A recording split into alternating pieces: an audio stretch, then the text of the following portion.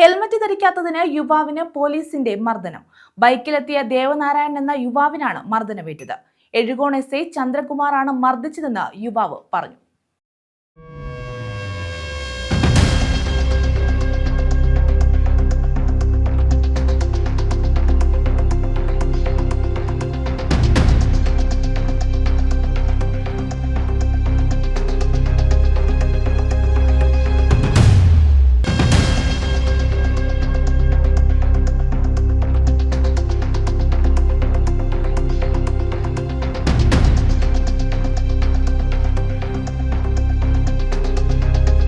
Helmet ധരിക്കാത്തതിന് യുവാവിനെ police മർദ്ദിച്ചു.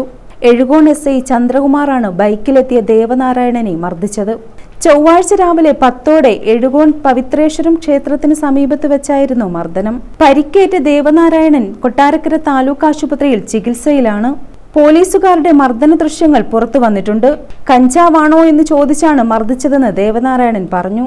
News bureau, Kundara.